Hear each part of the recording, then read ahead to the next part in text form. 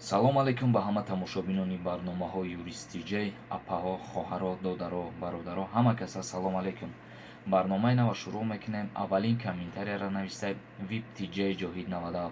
салом алейкум акаи Сормон, илтимос ҳамин саволи маро ҷавоб гардонед. дирӯз дар қишлоқи мо раиси маҳалла катия ду коргарои давлат хона ба хона гашта номнавис карда ва мегӯянд аз хонаҳое ки падарашон ё фарзандонашон дар муҳоҷират рафтаанд, яъне дар онҷо кор мекунанд, налог месупоранд. ё ин ки ҳамин қонун ростае ака ё не? ҳатман ҷавоб гардон. ин қадар халқи тоҷик барои як бурида нон ғарибӣ мераванд. оё кор меёбанд ё не налог талаб мекунанд? ин хеле гап дар қонун нестае ки шаҳрванд ай кишвар, яъне ки ай дохили кишвар хориҷ ба дигар ҷо шид, яъне ба дигар ҷо сафар кунанд, барои рафтанаш налог бисупора ё ки дар дигар ҷо кор мекунанд налог бисупора. ин ғайри қонуния. рӯи қонун хеле гап нестае. супер прикол нависад. салом акай Сорбон, ман як савол дорам, илтимос тезтар ҷавоб деҳ. агар двойное гражданство бошад, ба праваи тоҷикӣ яъне пластикӣ дар Русия мошин рондан мумкин аст? албатта ки мумкин аст. хайрулло собиров нависад. салом, кормандони нақлиёти Тоҷикистон аз мо ҳуҷҷат талаб мекунанд. мо ба онҳо нишон медиҳем, аммо ба дасти онҳо намедиҳем. ин дар қонун ҳаст ё ки не? ҳуҷҷатро ба дасти онҳо надиҳем. дар ин ҳолат мо хатогӣ надорем?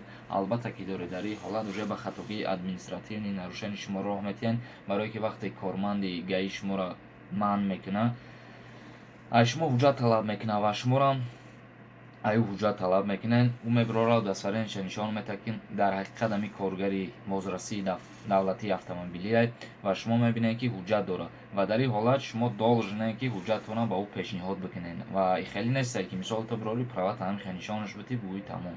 ҳамаи ҳуҷҷатота ту должнед ки дасти вай дабитӣ, вай тафтиш бикунад. ай рӯи қонун.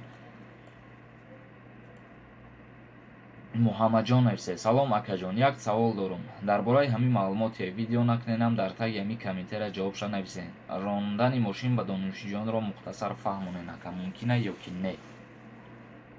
ман дар ду-се барномаам оиди ҳамин суҳбат гузарондагим гуфтагием ки мумкин нестае, яъне ки дар оинномаи донишгоҳҳо ҳамин чиза манъ кардагианд ки рондани мошин ба донишҷӯён қатъиян манъ аст. мутобиқи қонуни нав ҳозир гуфтагианд ки шахсоне ки донишҷӯёне ки ба мошин донишгоҳ мераванд, яъне дохили донишгоҳ медоранд ба мошин, аз донишгоҳ хориҷ карда шаванд ва падар ё ягон касшон ки дар ҳамин мақомотҳои давлатӣ бошанд, аз вазифа озод карда шаванд. ва ҳамин хотир мумкин нестае. ин чизо дар оинномаи донишгоҳ омадагиаст. ҳомид нависад. салом алейкум ака, як савол. ман дар хона як писарам, кати модарам хоҳарам шавҳар кардагӣ. ман кати очам дар вақти Россия будагим, падарам зан гирифта як писардор шудагӣ. вақти тақсимкунида чӣ мешавад? падарам забонхат нависад, суд мегӯд ин забонхат беҷо мегӯ, чӣ кунем? дар забонхат падари ту чӣ навистаи? чӣ навистаам забонхата? ғариб навистаи. боши шеринар, мисли ҳамин бародар сафи блогерҳо зиёд шавад, хела хуб мешавад. раҷаб хушаков нависад. салом ака, як савол дорам. метрискаи бачама хато нависад. тоис ака як тарафаш тоҷикӣ, як тарафаш русӣ, тарафи тоҷикӣ туғри, як тарафи русӣ нависташ хато. бояд итари боша Раҷабов ва ё нависад Раҷабов. хато ай худошон, леки бо мара ба ин хатогӣ штраф кардастанд. ман чӣ кор кунам?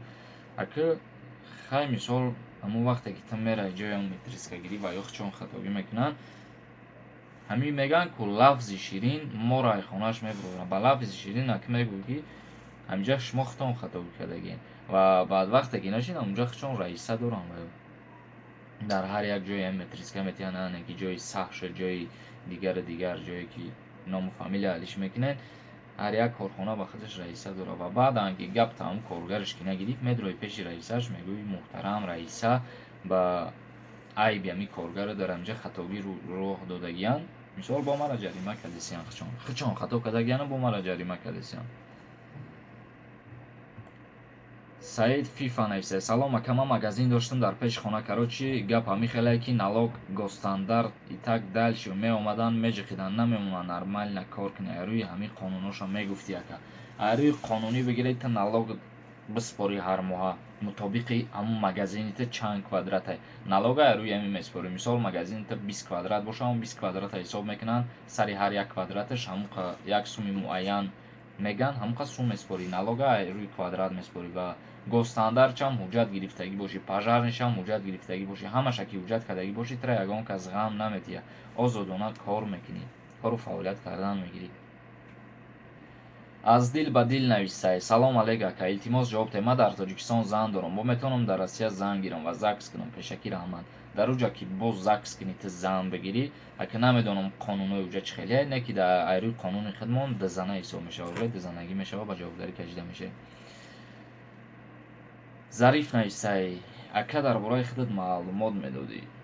Ман Сафаров Сорубон ҳуқуқшинос буд кардагиам ва як бародари дига гуфта буд ки ту ягон ҳуҷҷат дорӣ ки мо бовар кунем ки ту дар ҳақиқат ҳуқуқшиносӣ. Ина бародаро дипломи ман, агар инамҷа хонда бишава, ина диплом. ҳозир ман даруншам нишонтон метавам. Сафаров Сорубон Қурбоналиевич.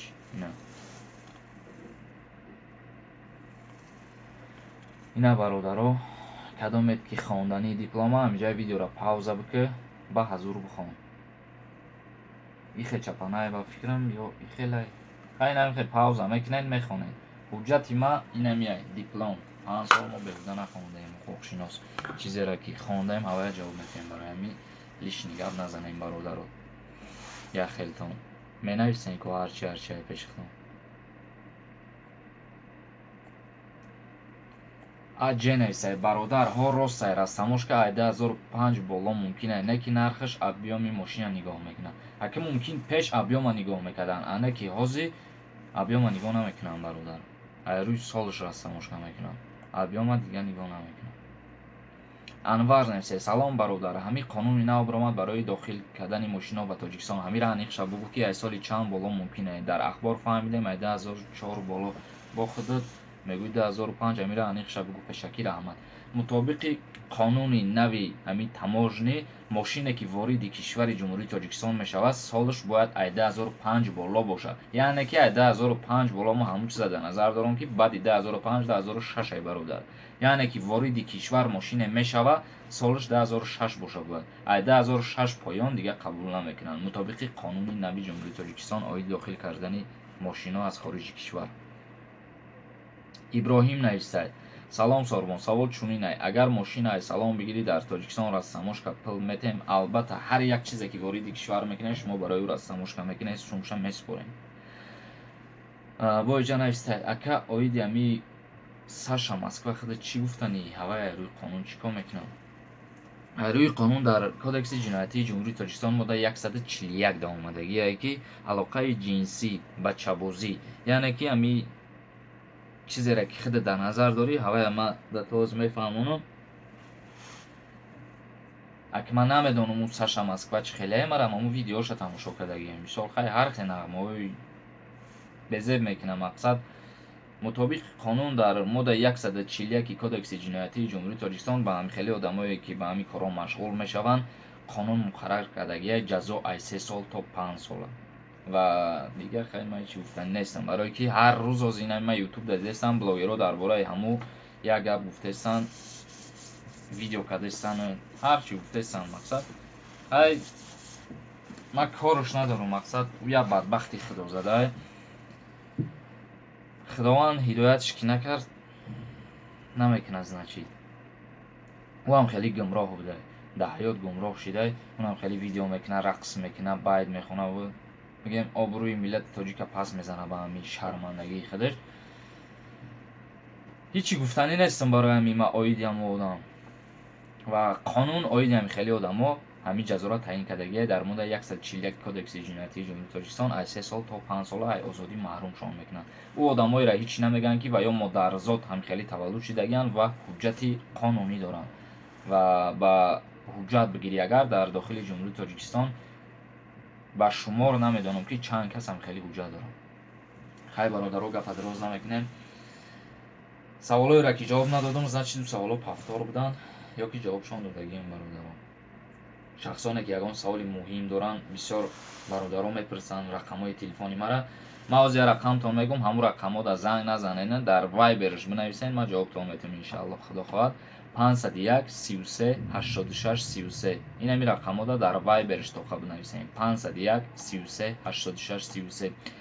ҳама каса дар паноҳи худо бошед. дар канали ман юрист TJ подписатся кунед ва оиди ҳамун шахсиятое ки мегуфтанд та ҳуҷҷати қонунита нишон та ки таҳсил кардаи накардаи та чӣ кораи ина марҳамат. ман як бори дига бо ҳамун диплома нишонатон медиҳам ки 5 сола маълумоти олӣ дораем.